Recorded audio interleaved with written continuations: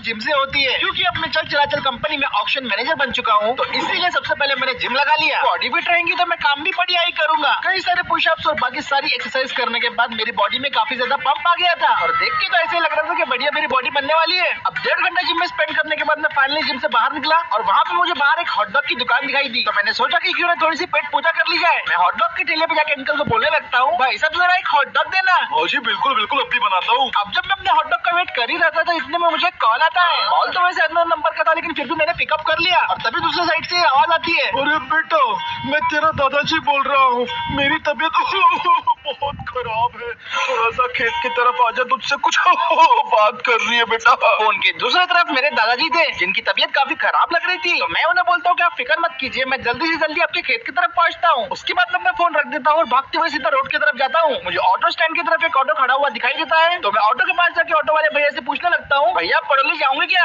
अरे बिल्कुल जाएगा, बैठ जाओ यार। अब मैं ऑटो में बैठ गया था, लेकिन मैं काफी ज्यादा परेशान था और सोच रहा था दादाजी को कोई सीरियस बीमारी तो नहीं हो गई। मैं ऑटो वाले भैया अपना ऑटो स्टार्ट करते हैं और हम लोग सीधा निकल पड़ते हैं पड़ोली की तरफ। मैं ऑटो वाले भैया को लगातार बोले जा रहा था कि ऑटो थोड़ा फास्ट चलाया करो, तो वो मुझे बोल रहे थे, अरे यार ऑलरेडी इतना फास्ट चला रहा और कितना चलाऊं?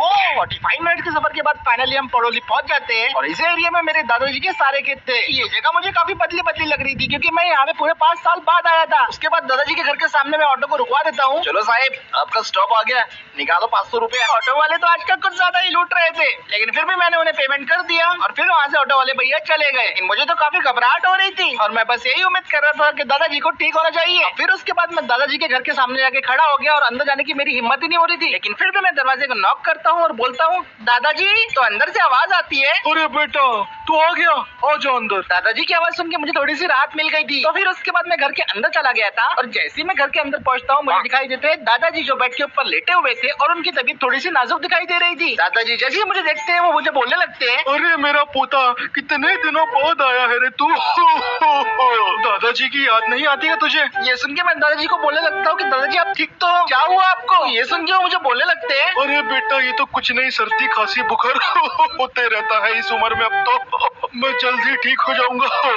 मैं दादाजी को बोलने लगता हूँ कि दादाजी आप ज्यादा बात मत कीजिए और जितना हो सके आप आराम कीजिए। बेटा आराम तो करना चाहता हूँ लेकिन काम बहुत है खेत में। ये सुन के मैं दादाजी को बोलने लगता हूँ, दादाजी आप फिक्र मत कीजिए, आज से कुछ टाइम तक आपका खेती बाड़ी का सारा काम मैं संभाल लूंगा, आप बस आराम कीजिए और जल्दी से ठीक हो जाइए। अरे मेरा पोता दादाजी के बारे में कितना सोचता है। मुझे खेती बाड़ी का ज्यादा तो नॉलेज नहीं था, लेकिन दादाजी के लिए कुछ भी। और फिर उसके बाद मैं घर से निकल पड़ता हूँ खेत के सारे काम करने के लिए। अभी सबसे पहले तो मुझे दादाजी के कुछ जानवरों को चारा खिलाना था, तो मैं भागते हुए दादाजी के कैंपर के पास गया, उसके अंदर बैठा और उसे स्टार्ट करके सीधा वहाँ से निकल पड़ा। अब मैं चारा लेने के लिए छोटी बस्ती जा रहा था, क्योंकि दादाजी ने कहा था कि सबसे बढ़िया चारा तुम्हें वहीं पे मिलने वाला है। दादाजी के कैंपर की पूरी रफ्तार बढ़ा दी और सीधा आधे घंटे के बाद मैं पहुंच गया था छोटी बस्ती की तरफ। थोड़ी देर बाद मुझे चारे की दुकान दिखाई देने लग गई, तो मैंने अपनी गाड़ी को रोका और फिर गाड़ी से उधर के चारे के पास जाने लगा। दुकान वाले ने ऑलरेडी दादाजी के हिस्से का चारा निकाल के रखा था। मैं दुकान वाले को चारे की पेमेंट कर देता हूँ और उसके बाद इस सारे चारे को अपने कैंपर के ऊपर लोड कर देता हूँ। गाड़ी में चारा रखने के बाद मैं सीधा अपनी गाड़ी के अंदर बैठ जाता हूँ और फिर गाड़ी को रिवर्स घुमा के मैं सीधा निकल पड़ता हूँ तबेले की तरफ। वैसे आज से पहले तो मैंने जानवरों को चारा कभी नहीं खिलाया था, लेकिन मेरे दिमाग में तो एक बात चल रही थी, यार खाना खिलाना है जानवरों को, इसमें कौन सी बड़ी बात हो जाएगी। तो मैंने जल्दी जल्दी गाड़ी भगाई और 15 मिनट के बाद मैं दादाजी के तबेले में पहुंच गया था। वहाँ पहुंचने के बाद सबसे पहले तो मैंने अपनी गाड़ी को अच्छे से पार्क किया और उसके बाद मैंने चारे को उतार के जमीन पे रख दिया था। पर यहाँ भी कुछ ऐसा होता है जो मैंने बिल्कुल भी सोचा नहीं था। अचानक से बहुत सारी गाय मेरे सामने आ गई थी और उनका मूड कुछ ठीक नहीं लग रहा था। ये सब देख के मुझे लग रहा था कि मुझे जल्दी से इन्हें चारा डाल के यहाँ से निकल जाना चाहिए, पर इससे पहले कि मैं कुछ कर पाता एक गाय चिल्लाते हुए मेरे पास आने लगती है। मैं अपनी जान बचा के उससे भागने लगता हूँ और फिर देखते ही देखते सारी गाय का झुंड मेरे पीछे पड़ जाता है। मुझे समझ में नहीं आ रहा था कि मैंने ऐसा क्या गुनाह कर दिया जो ये सारी की सारी गाय मेरे पीछे पड़ गए थे। वो सब के सब काफी गुस्से में थे और वो बस मुझे अपने सींगों से मारना चाहते थे।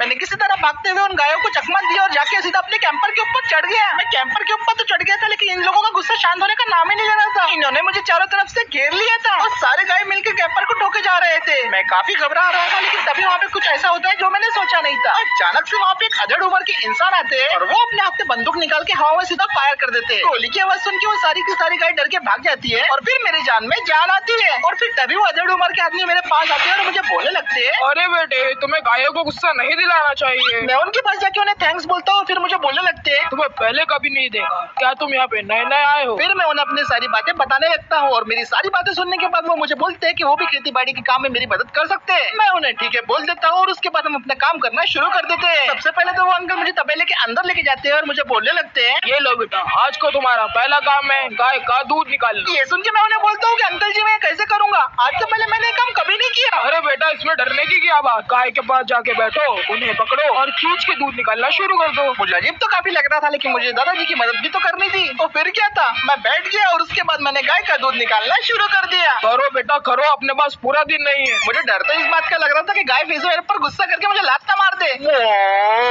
पर 10 मिनट की कोशिश के बाद सक्सेसफुली मैंने ये काम कर दिया। वाह बेटा वाह, तुम तो कुछ ज्यादा ही जल्दी सीख गए। अब चलो मुर्गियों के पास। मैंने कहा मुर्गियाँ, फिर उसके बाद हम आ गए थे मुर्गियों के तड़पे में। चलो बेटे, अब इन सारी मुर्गियों को पकड़ो और इस पिंजरे में डाल दो, एक भी मुर्गी छूटनी नहीं चाहिए। मुझे लगा था ये काम आसान होने वाला है, लेकिन मुर्गियों को पकड़ते पकड़ते मेरी हालत तो टाइट हो गई थी। मैं थोड़ा सा रेस्ट करते हुए बैठा था। मैंने अपनी कैंपर को एक पेड़ के नीचे पार्क कर दिया था और आराम से उसकी छांव में मजे ले रहा था, लेकिन तभी वो अंकल जी मुझे आवाज देते हैं, अरे बेटा।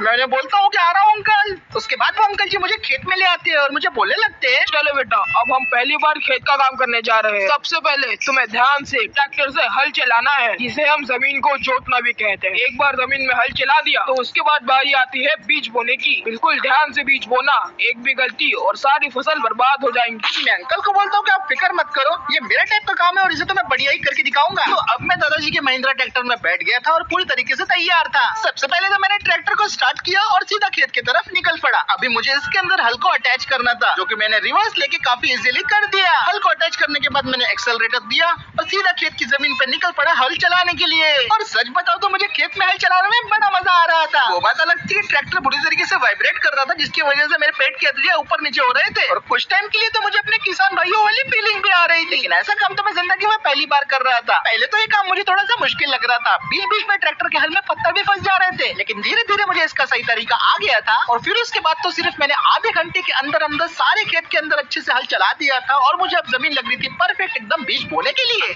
फिर उसके बाद मुझे फसल के बीज सारे दे देते हैं और मैं सारे के सारे बीजों को बड़े आराम से और ध्यान से बोना शुरू कर देता हूँ। आधे घंटे तक काम करने के बाद मैं सारे फसल के बीजों को खेत में बो देता हूँ और अब खेत में पानी छिपने की बारी आ गई थी। लेकिन खेत में पानी छिपने के लिए जैसे मैं बोरवेल के पास पहुंचा तो मुझे पता चलता है कि बोरवेल तो पूरी तरीके से खराब हुई पड़ी है और इसके अंदर बिल्कुल भी पानी नहीं आ रहा था। लेकिन आज किसी भी तरह फसल के अंदर मुझे पानी डालना ही था, तो मेरे दिमाग में एक आइडिया आता है। मैं फौरन अपने एक दोस्त को फोन लगाता हूँ और उसे बोलता हूँ कि भाई तू अपना वाटर टैंकर लेके सीधा यहाँ पे खेत में आ जा। मैंने तो उसे वाटर टैंकर लाने के लिए बोला था, लेकिन वो पागल ने पूरी की पूरी फायर ब्रिगेड की व्हीकल उठा के लेके आ गया और फिर गाड़ी से उतर के मेरे पास आके मुझे बोलने लगता है, और भाई मैं वाटर टैंकर ले आया। ये सुन के मैं उसे बोलता हूँ कि भाई मैंने तुझे वाटर टैंकर लाने को बोला था, मुझे खेत में पानी डालना है। फायर ब्रिगेड की गाड़ी से तू किसकी आग बुझाएगा? अरे दोस्त तू फिक्र काय को करता है, खेत में पानी डालने का है ना, मैं डाल दूंगा ना, कम प्रेशर करके डाल दूंगा। मेरे पास अब कोई और चारा भी नहीं था, तो मैं उसे ठीक है बोल देता हूँ और फिर उसके बाद मेरा दोस्त ट्रक के अंदर बैठ जाता है और उसे स्टार्ट करके खेत में पानी छिपना शुरू कर देता है। वैसे तो ये पाइप का प्रेशर काफी ज्यादा होता है, लेकिन मैंने अपने दोस्त को बोल के रखा था कि भाई लो प्रेशर में ही करना। अब पानी छिपने के बाद मेरा सारा काम पूरा हो गया था और अब तो मुझे बस इंतजार था फसल के उगने का।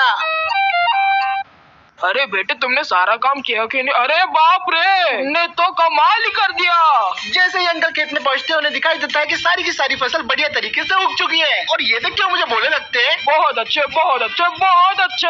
तुमने बता दिया कि तुम अपने दादाजी की पोते हो। यहाँ का मेरा काम अब पूरा हो चुका था, तो मैंने अंकल को टाटा बोला और वहाँ से निकल गया। वारे न्यारे हो गए माँ।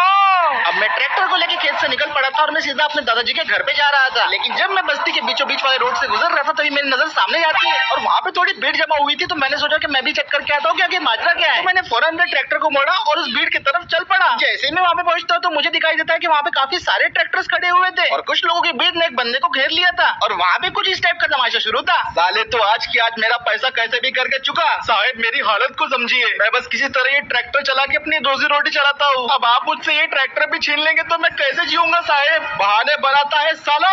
इतना बोल के वो आदमी दूसरे आदमी के ऊपर जोरदार पंच मार देता है। ऐसे कैसे नहीं देगा रे तू पैसे? तेरे पैसे तो मैं तेरी चमड़ी बेच के वसूल करूंगा साले। चल दे मेरा पैसा साले दे। ये देख के मेरा दिमाग खराब हो गया था और मैं अपने सामने जुल्म होते हुए नहीं देख सकता था। मैं फौरन अपने ट्रैक्टर से उतरता हूँ और सीधा भागते भागते लड़ाई के बीचों बीच जा पहुंचता हूँ। मैं उस बंदे को उनकी मार से छुड़ा के बोलने लगता हूँ, ये जुल्म करना बंद करो, तुम ऐसे किसी को नहीं मार सकते। अबे ये हम लोगों का मैटर है, तू कौन होता है रे बीच में आने वाला? तू जानता है इस भिखारी के बच्चे ने मेरे पैसे वापस नहीं करे तो मैं तो इसका ट्रैक्टर वसूली करूंगा ना। साहब यही ट्रैक्टर मेरी रोजी रोटी का जरिया है, अगर आप ये भी ले लोगे तो मेरे घर वालों का क्या होगा? ट्रैक्टर को देना ही पड़ेगा रे, वरना मैं छीन लूंगा। ये मैटर तो मुझे कुछ ज्यादा ही सीरियस लग रहा था और मैं इस बंदे की मदद भी करना चाहता था। तो फिर मैं उसे बोलने लगता हूँ, भाई तुझे ट्रैक्टर ही चाहिए ना? अबे हाँ रे। तो ठीक है, मैं तुझे अपना ट्रैक्टर दूंगा, लेकिन एक शर्त है। और वो क्या है रे? तुझे अपने ट्रैक्टर के साथ मेरे ट्रैक्टर की रेस करनी होगी। अगर तू उस रेस को जीत जाता है तो मेरा ट्रैक्टर तेरा हो जाएगा, लेकिन तू अगर उस रेस को हार जाता है तो फिर तेरा ट्रैक्टर मेरा हो जाएगा। बोल तुझे मंजूर है क्या? मेरा ये चैलेंज सुनने के बाद एकदम दंग रह गया था और पहले तो वो कुछ बोला ही नहीं। मैं उसे लगातार अपनी आंखों से घूरे जा रहा था, लेकिन उसके मुंह से एक वर्ड नहीं निकल रहा था।